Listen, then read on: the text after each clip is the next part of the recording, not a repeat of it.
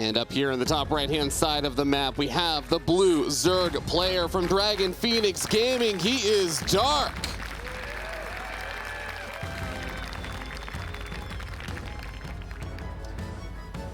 Loving those crowd cheers. Loving hearing you guys. Getting excited. So nice to be back at the offline events. Thank you guys all so much for attending and just being so wonderful and supportive of all these wonderful players who have been putting in so much work. It's been a whole year of work to qualify for this stage, to make it to the playoffs and everything. And I'm sure that all the players will be thanking you guys as well. Yeah, for sure. As Trap's opening up with the pretty standard hatch block here over on Hardwire. We have the line expansion coming out of Dark. Nothing too weird. Dark is a player, by the way, that is very keen on taking that third hatchery a bit earlier than the others. Where we usually see most Zerg players take that hatchery after the queens, Dark is one of the players that really likes to get that third hatchery at 20 supply. I'm kind of curious to see if Trap has anything planned around that. If he maybe wants to block that hatchery, or if in the future he might actually pull something of a trick, as we see a quick pause here coming out of Dark. And yeah, first map, Hardwire. Ravi, what do we think of this map? Hardwire, it's definitely an interesting map. I feel like I've seen quite a few SkyToss games on this map, if I'm going to be honest. And, well, I saw that you were sitting down not too long ago, Hearthstone. I'm ready to buckle down in if we end up seeing a few of those games. Yeah, definitely.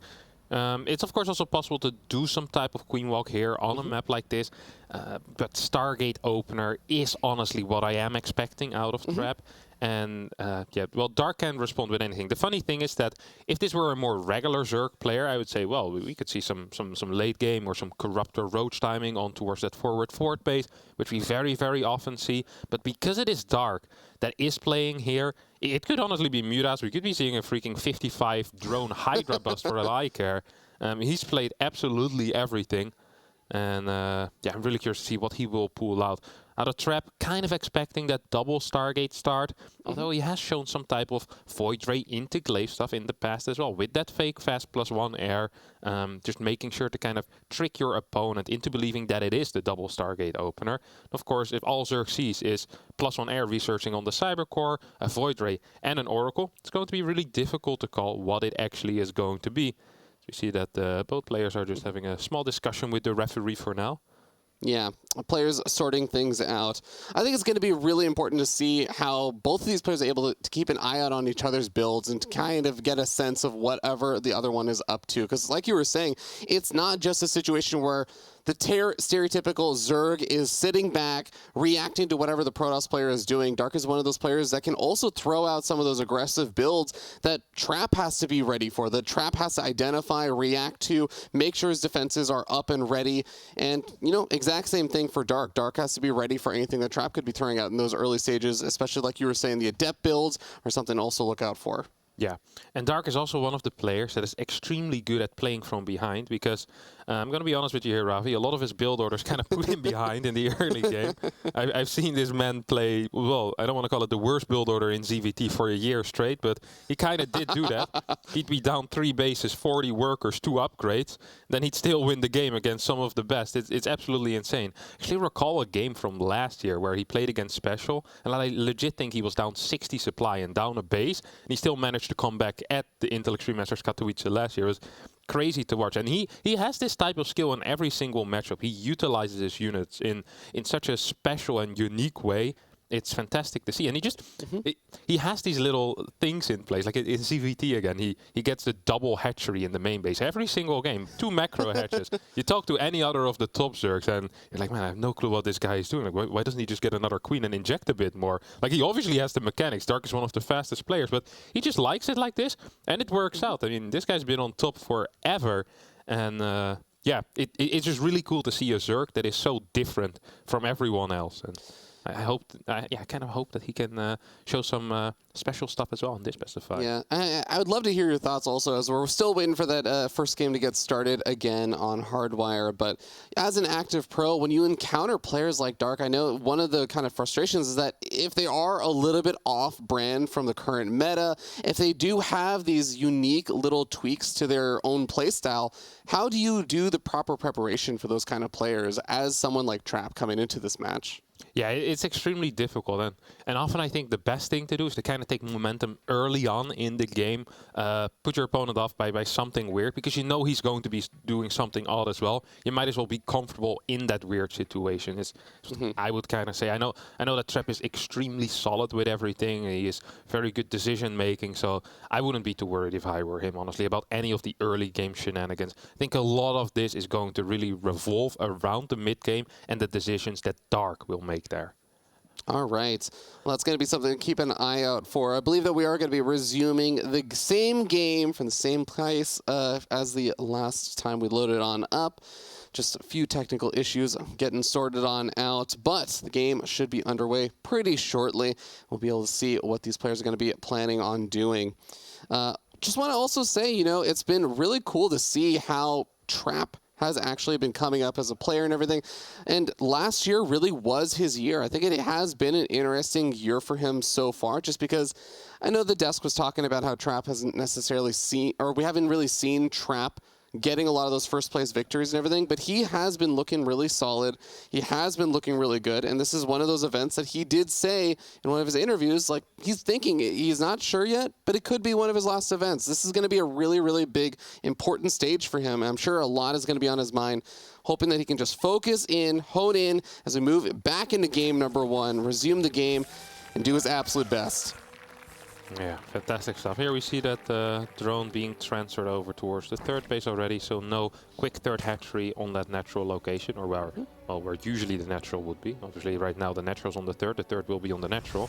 So is the natural truly the natural still, Fear Dragon? That's the question. What came first, the net or the third on this Should we just start calling it the unnatural? Very nice, Fear Dragon. What a great start of the day.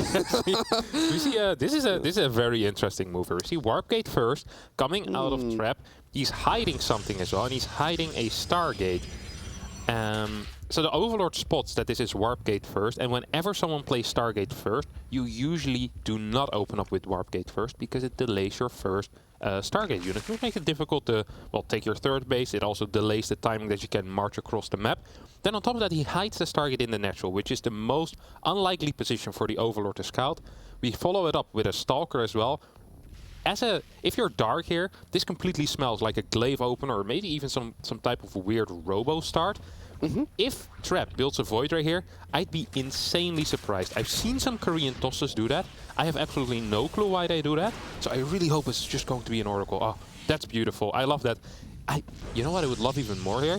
What? That gateway is too late, by the way. If you want to fake a proper Glaives build, you need to throw the gateway down at 306, because that is the timing that matches up together with the Warp Gate finishing. So if Dark is paying attention right now, he should at least get one Spore somewhere. He's getting that faster Roach Warren, which he usually wouldn't get, and he's getting the Spore. Okay, so the Roach Warren is just for safety, in case the forward gateway is like the third or the fourth gateway. But he also realizes, hey, that gate is a little bit late. Let me just get the Spore. He's getting a second gas, though.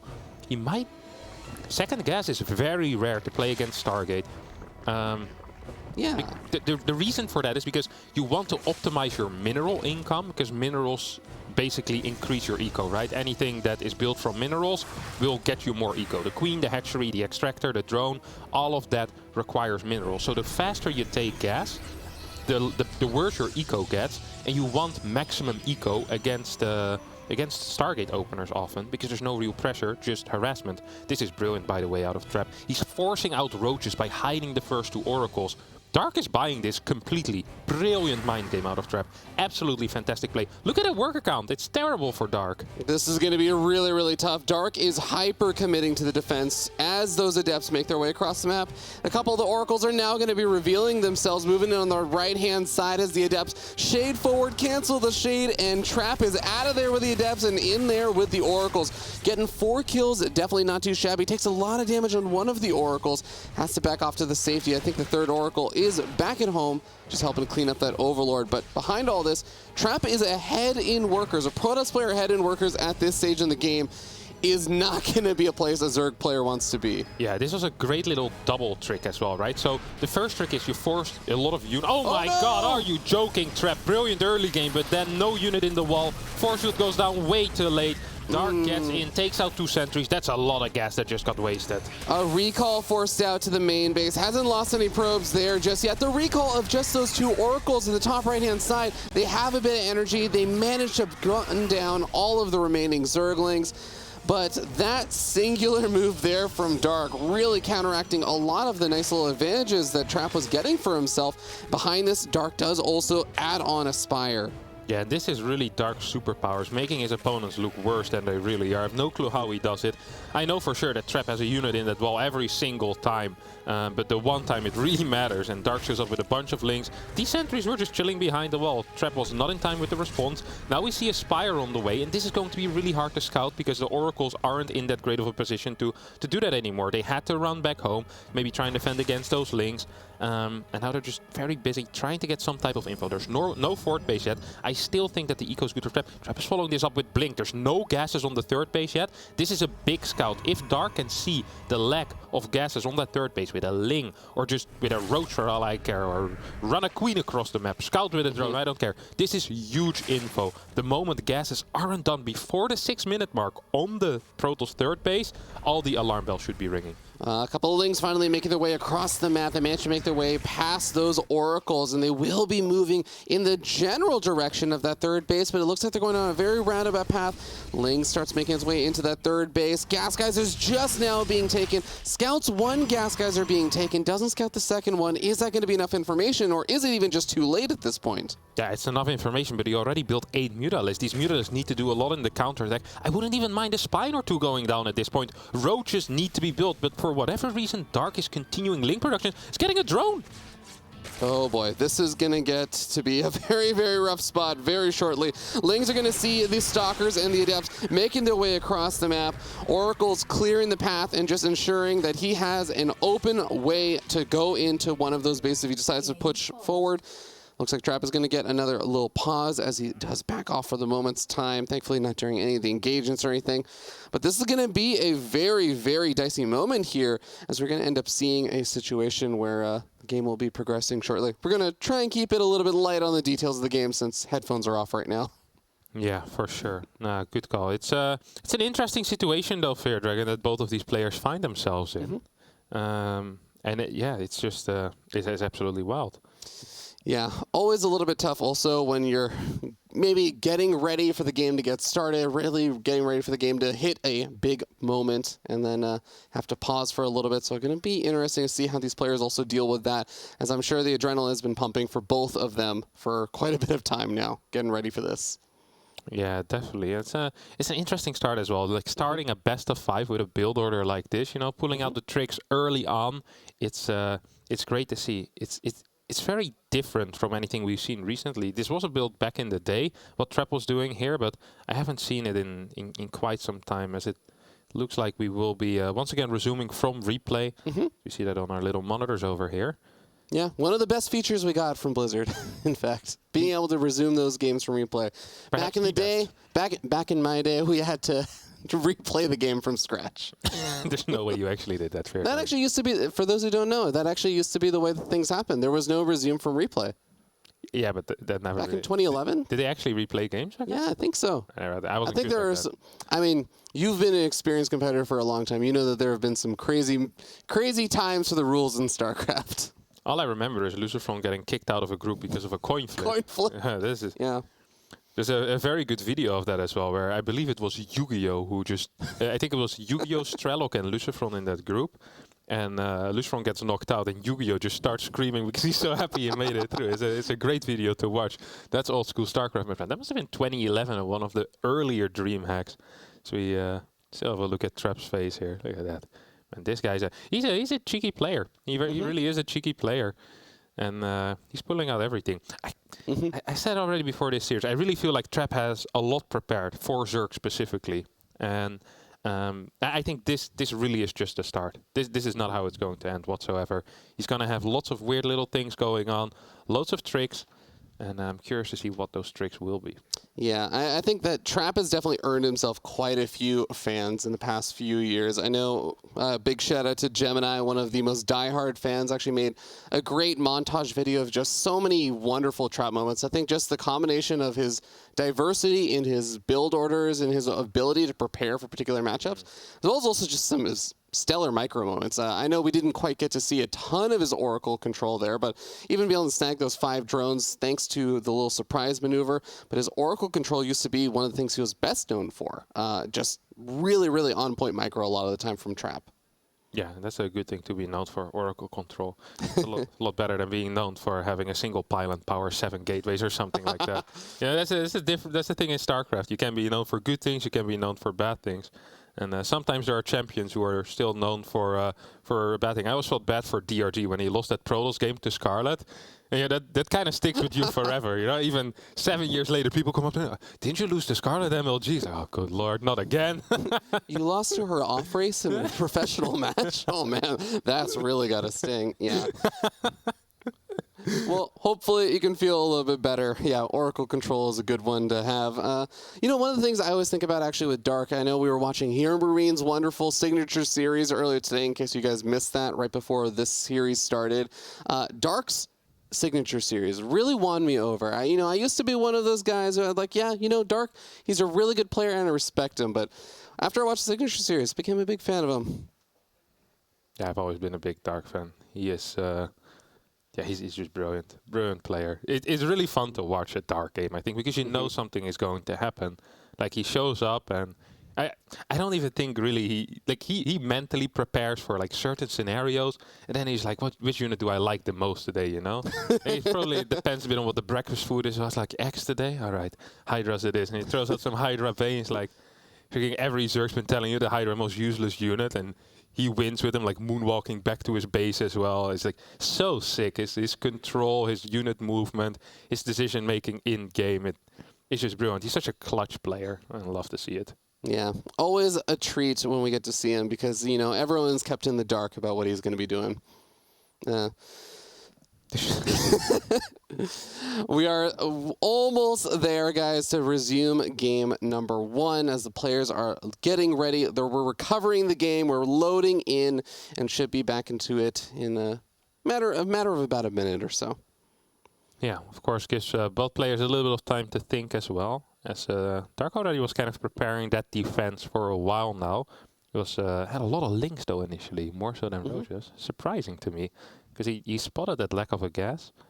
As the game is slowly but surely resuming right now. Yep, I think we are getting underway as the game has resumed. We're starting to see the mutas actually start making their way across the map on the left-hand side and heading over to the main base of Trap as Trap is in the center of the map. Here we go.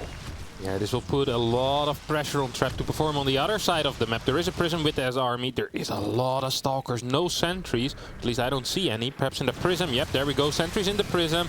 There's a couple of Ravagers here. Should be able to stall this out. Blink backwards means that this push will be delayed by a bit more, as only 3 workers have gone down so far on the other side. Now a lot of workers are going to start falling, and Trap will need to start pushing forward. Oracles join in as well, but the Queen's helping out against these Oracles. I don't think Trap can break this. Trap is having a really hard time. He's still just trying to turn his way through the Lings that have been reinforcing, and we end up seeing a handful of these units going down here for Trap. He's taking some good trades with the Micro, but at the end of the day, he needs better than good trades as the mutas focus fire down the shield battery, force in a Stalker Warping, but Trap is so busy microing, he actually ends up focus firing down, I think, one of his own probes before going after the mutas. 31 workers killed and still losing more. Still continuing to take blow after blow, and he is just not able to get this counter damage done on the other side of the map. GG. Dark solidifies himself that first game. Yeah, this was actually the most Dark game that I've seen in my life. He opens up with 2 gas against the double Oracle save up, loses 4 workers, gets a couple of Ravagers out against, once again, an Oracle start. He's in a terrible position. You ask any Zerg player to be like, okay, this is absolutely unplayable. He just defends without any real problems, kills 33 workers with 7 mutas across the map casually. He's like, yeah, this is how most of my games look, actually. And Trap's got to be scratching his head. They're like, whoa. I prepared this build 12 years straight now. I've been playing against a very easy AI for a long time. It's actually at the start of this tournament.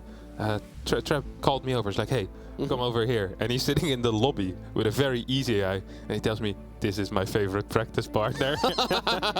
And he later was there as well. And he was like, yeah, mine too. I'm like, ah, that's great, Trap. And I saw him play a couple of build orders against the AI. It was good to watch.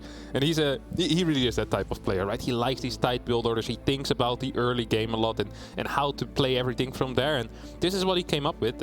Honestly, I love this early game, but the follow-up, when you evaluate a build like this and you see that the start works so well, like you get ahead, obviously, right? That you're up 7-8 workers from where you're supposed to be. And then on top of that, your opponent builds 8 Mutalisks, which are not fighting units in the army. Then you hit with a timing attack and your timing attack doesn't kill. I don't think the build is very good. I think there is something wrong.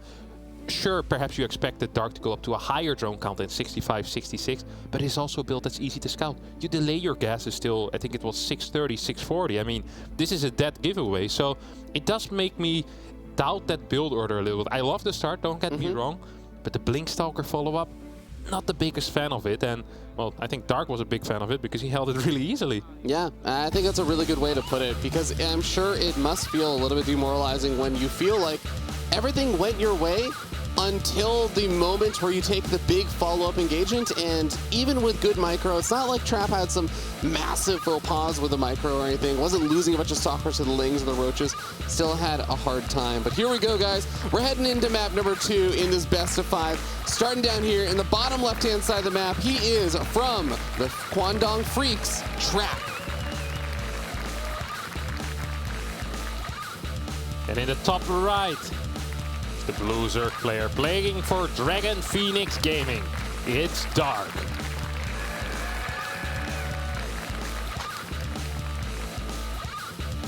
Got some great signs out there. I unfortunately do not speak Polish. Yeah, and I can't read, so both of us have an issue. Once again, the hatchery gets taken here on the 3rd base, as Trap is one of these 13 pylon blockers. There's a big debate in the Protoss scene. When I say a big debate, sometimes I flame someone on Skype about this, about the 13 pylon or the double probe scout. So the 13 pylon basically means you need to cut 1 worker initially, and you build your pylon in the natural at 13 supply. You wait with your chrono boost as well. This is what Trap plays, and he's been playing this for a very long time, and he loves this opener. Feels really easy. Harstem, I spy with my little eyes a Forge after the Gateway, which is exactly the order he was doing things against Lambo when he decided to go for a little cannon shenanigans. Yeah, this is clean. Oh, Dark actually wants to go for 20 heads, I think.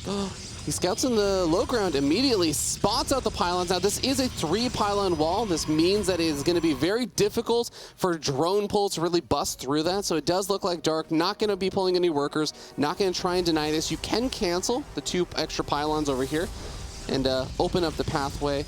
Throw down a gateway or something if you really want to. But I believe if he's going to do what he did versus Lambo, it's not going to be about gateways. It's not going to be about stalkers or robo or anything. It's going to be about a Stargate and making a lot of voiders. We'll see if he decides to play it out the same way he did versus Lambo. I'm surprised how casual Dark was here. I actually do believe pulling a couple of drones here in this situation would have been good just to force the finish on the pylons. And there honestly is not that much space either for these cannons. Dark is going to go for a bust. Look at that. He's getting triple spines right now. He's actually preparing for a bust, but he's going to need 2 tumors for that, no? This is a very far away pylon and cannon, and even the Stargate's very far away. I fully agree. 2 tumors at least, and I think it's also a little bit, it might actually even be a little bit more because the cannon is going to deny additional creep tumors from coming down too close. Yeah, this is going to be tricky here, honestly, for Dark to hold. He's also getting link speed, of course, getting a lot of Zerglings out already.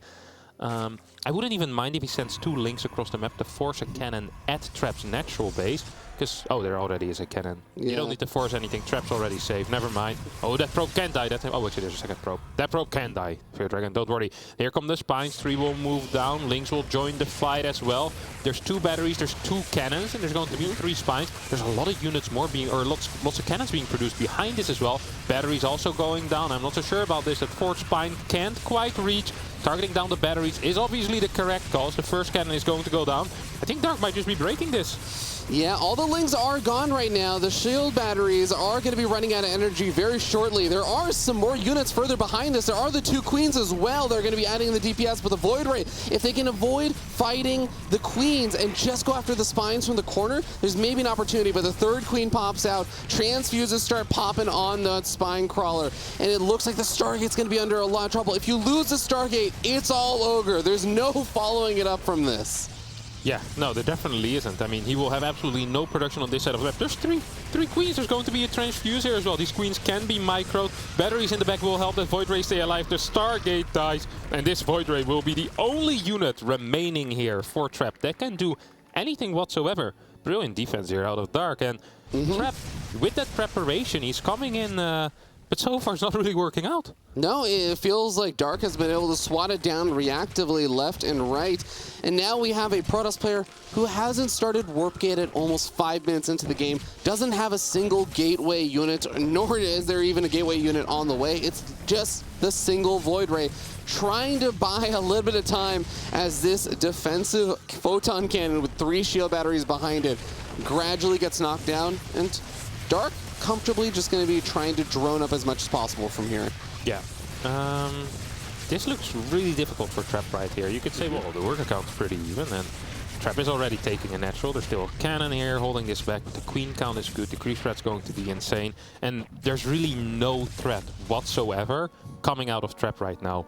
I don't think Dark will need to drone up before he has like 85 drones or something insane. Like, no, legit. Yeah. Like if he sees a 3rd base, he can probably go up to 82, 83 workers. And what is Trap going to do? Like, you can't compete with a Zerg that has freedom. This Oracle needs to deal damage, but there's 4 queens already. Good luck dealing damage. Even if you're going to send units across the map, there's 4 spines still here. Like, yeah, this is impossible to deal damage to. Dark could do whatever he wants. And all he needs to do is build drones. Look at that. Drone, drone, drone, drone, drone, drone. And Trap is following this up with +1 Twilight Council and a robotics facility.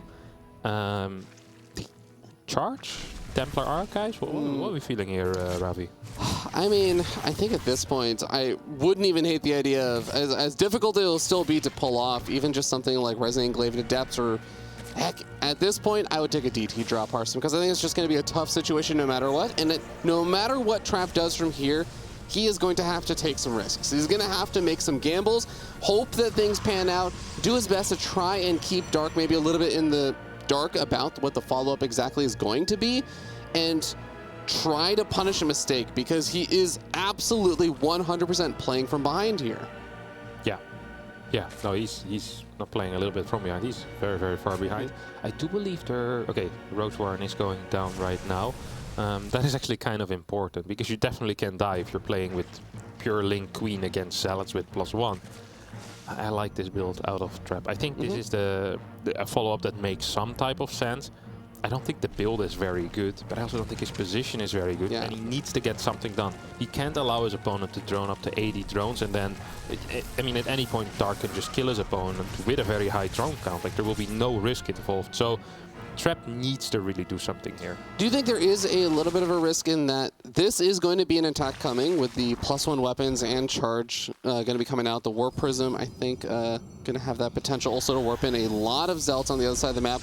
And just 10 workers on the way right now for Dark. He's got the Spine Crawlers. He does have some units still left around. But he's going to move in over here with this Zergling. Sees a 3rd base, and this has been a kind of weird and wonky game. You should know that Trap is behind. Is it going to be easy for Dark to tell exactly how late a 3rd base should be right now in this situation? I think he can kind of feel it out, and going up to 60 workers here is a perfectly reasonable thing to do, in my opinion. And then he starts a bit of roach production. He's getting the extra gases. Should be thinking about a 4th base in the near future as well. Yeah, there we go. I really like this setup. I really do. It's perfect. Oh, Overseer comes in and scouts out the Dark Shrine that was on the way. The charge lots going to be greeted by roaches and queens. Now, they are trying to focus fire down a Spine Crawler, but they don't even get the Spine Crawler. I like that Trap is pairing this up with the double Oracles moving on forward, and this is some great damage in a normal game. But 3 workers, not really going to be even up the supply differential if you can't find additional damage. Now, killing off a hatchery, or at least forcing a cancel, is definitely not too bad of a start.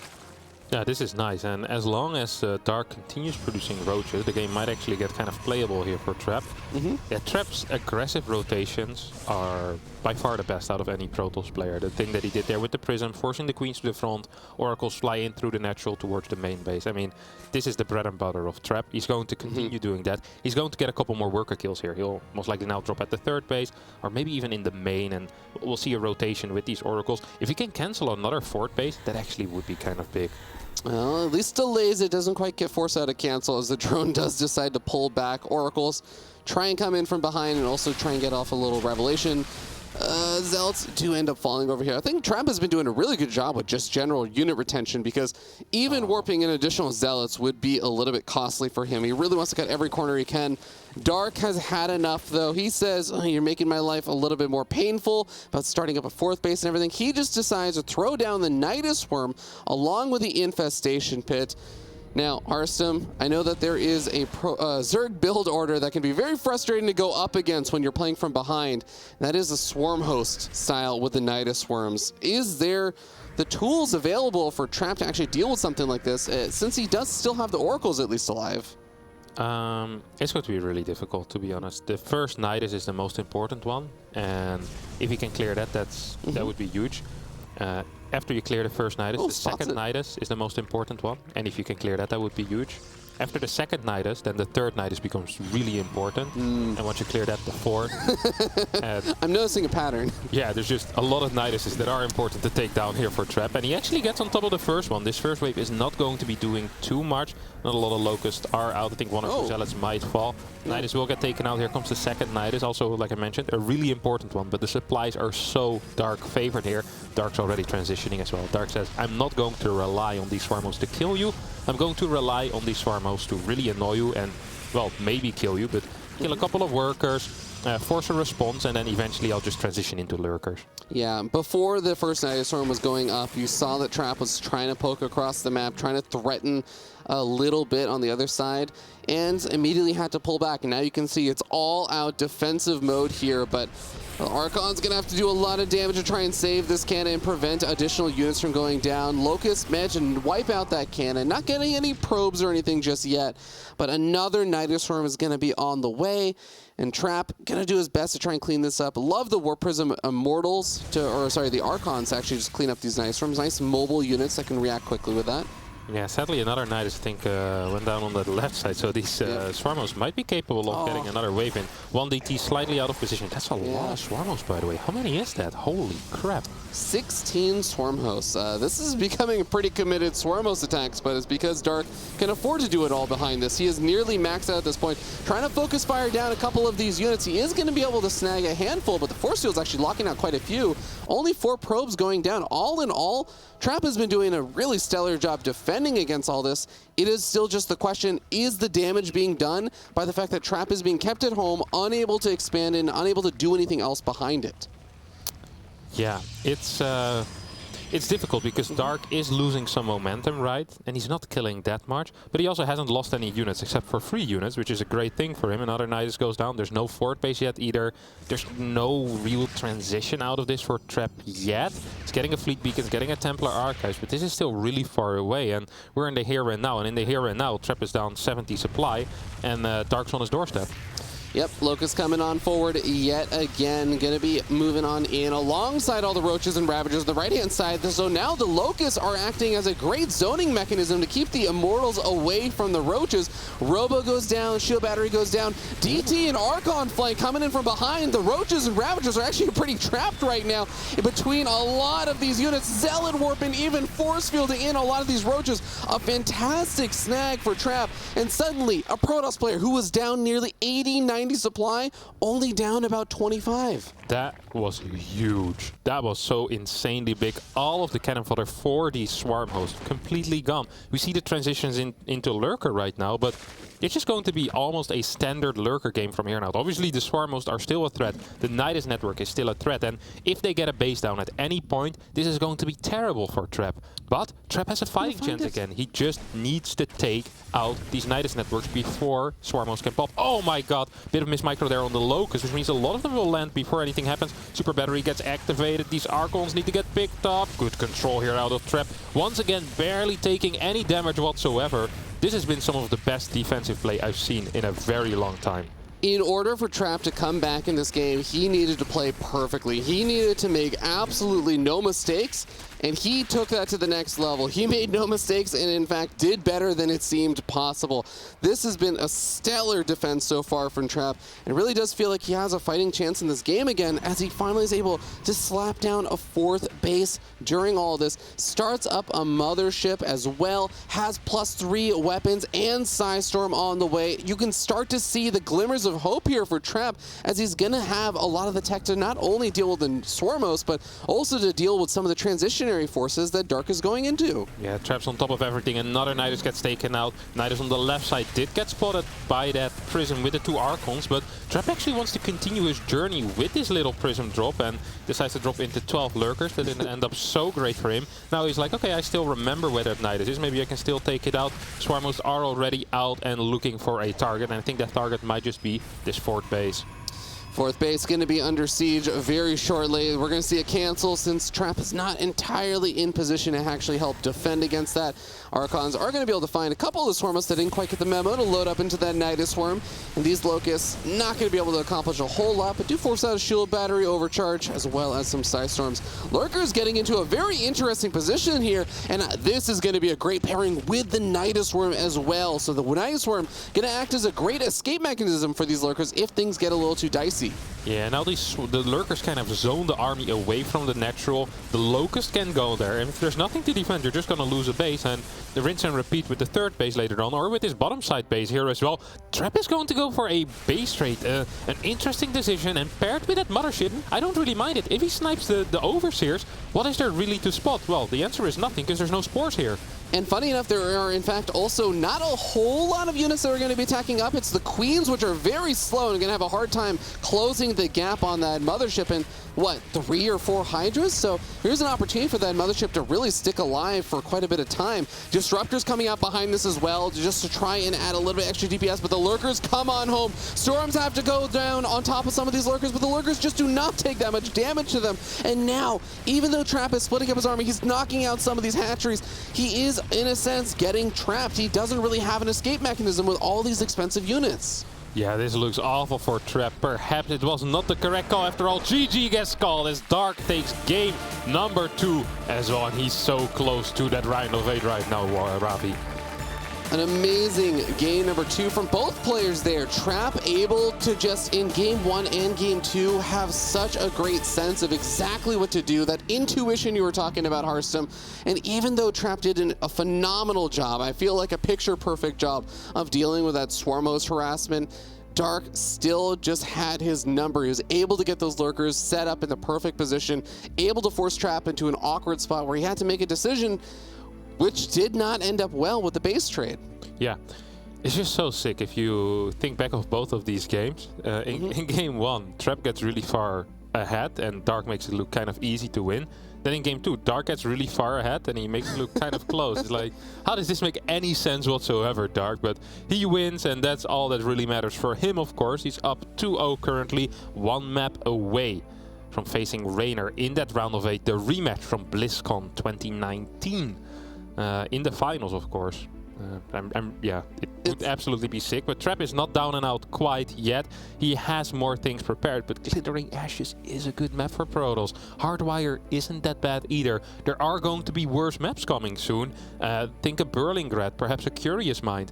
Pride of Altaris if it wasn't vetoed. Like, there are some really tricky maps that still need to come, and Trap, he will have something prepared, but everything that you prepare will be better on Glittering Ashes than it will be on a smaller map.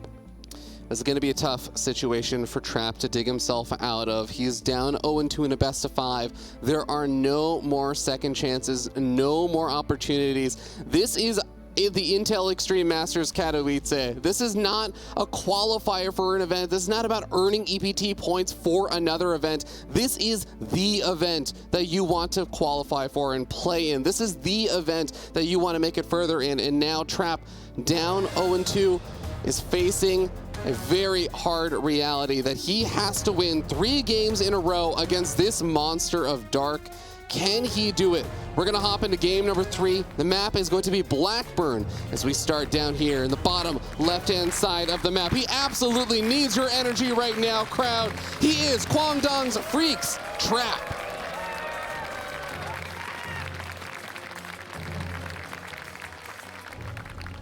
And in the bottom right, he's up 2-0. The Blue Zerg player playing for Dragon Phoenix Gaming. It's Dark.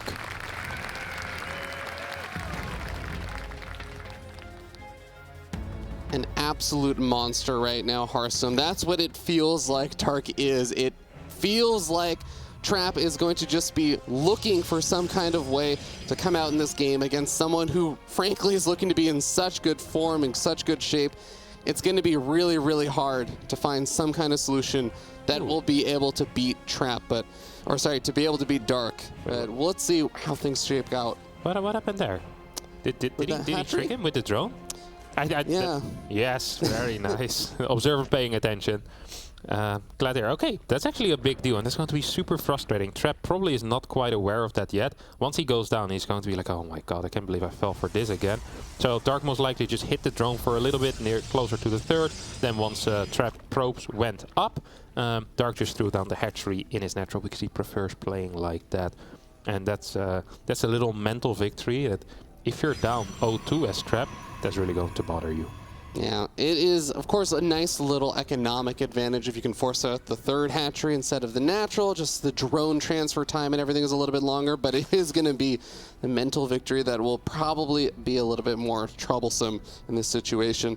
Now, Trap, he has been going for some interesting styles and stuff. He has been pretty consistently going for, I would say Stargate openings. Granted, one of those Stargate openings was through the form of a cannon rush, but he hasn't been known for his Stargate openings and known for having really great Oracle control and stuff. Are you expecting to see something probably pretty similar here in Blackburn? Yes, but it's not fair. I said yes as the Stargate went down. That was not my prediction ability there. Technically, last game he played a double Stargate opener because he proxied the first one. The second one was at home. But I like the way you think, Hearthstone. Yeah, me too. Yeah, Dark's just going to be taking a third base here. This is Blackburn. This is a map where well, a third base should be really easy to hold for both players. There's a gold base as well. Thanks for pointing that out once again. And there are some builds that we've seen, I think both Rainer and Lambo already do this tournament.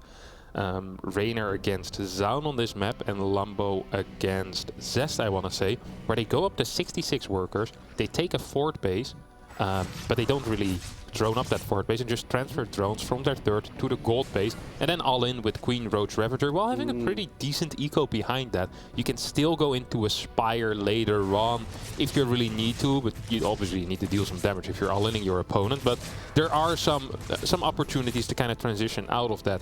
I know Dark is not too fond of Queen Walks usually. He is fond of things that he likes. He likes, well, Hydralisk and Banelings and Swarmhouse. We've seen Mutas already, we've seen Swarmos already, and this is honestly more diversity than we see from the average Zerg. So I'm really looking forward to what he's going to bring to us this game. Yeah, I mean, Dark has absolutely been, again, a player about diversity of playstyles and even willingness to go into different types of unit compositions against the exact same unit composition from his opponents, against things like Sky Toss. He's shown that he's willing to go into the Hydra Infestor option.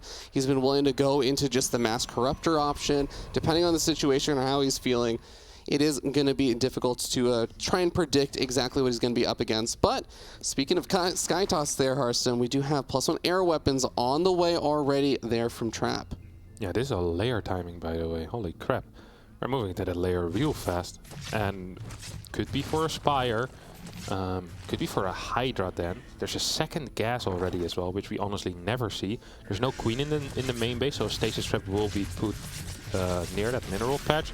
Will get taken out, though, by Dark. 4 Overlords on the way. Okay, I am so curious over Overlord speed as well. Alright. I dig it. I don't really mind it. We don't quite have a fort base yet, but more drones are coming out. Double Stargate, of course, coming down here for trap. Those two adepts are trying to deal some damage, but Dark's defense has been pretty decent so far, especially with the lack of a Spore on this third base. Oracle potentially could have done something there, as these adepts will get 4 drones. No, 3 drones total. That's a very decent amount. I'd be happy with that if I were Trap. Oracle does come back in as it was out in the middle of the map. Takes a bit of damage there, but only a shield so far. Snags actually another drone there, and definitely not too shabby, getting up to 5 worker kills. And starts to move out. Hello? What in the world is this? Is this a German taxi? No, there's no Roadrunner. He played a similar build to this on Glittering Ashes against Zest, I want to say. In the Super Tournament, yeah.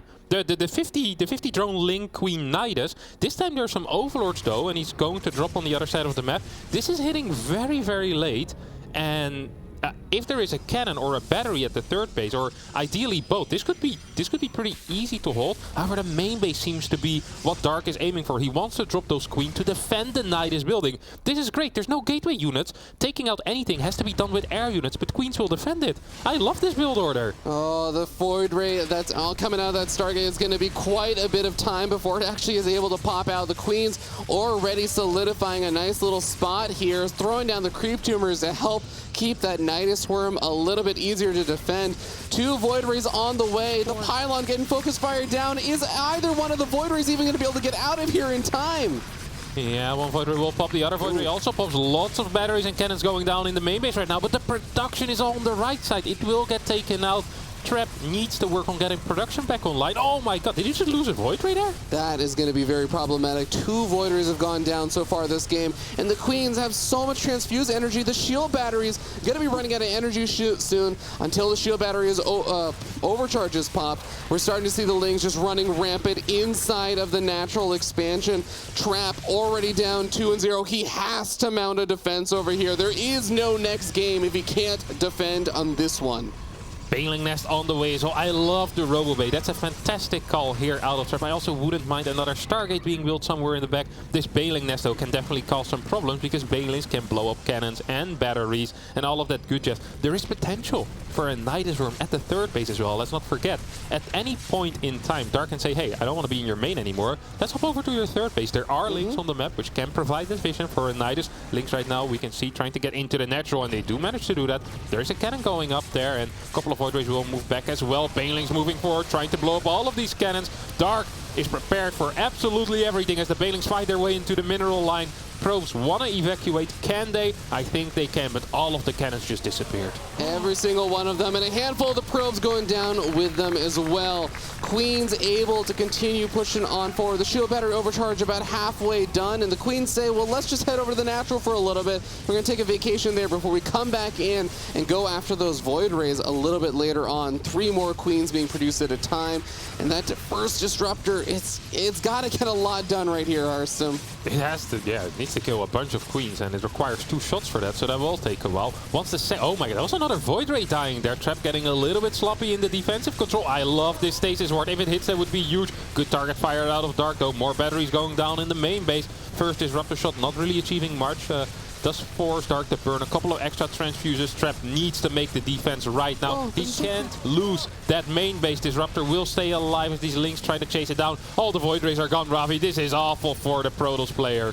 Another Disruptor shot comes on out. There isn't a second one to pair very quickly, and the second Disruptor shot hits a different set of Queens. So much is just going down at this point. Trap is going down, and Dark is going on up to the round of 8.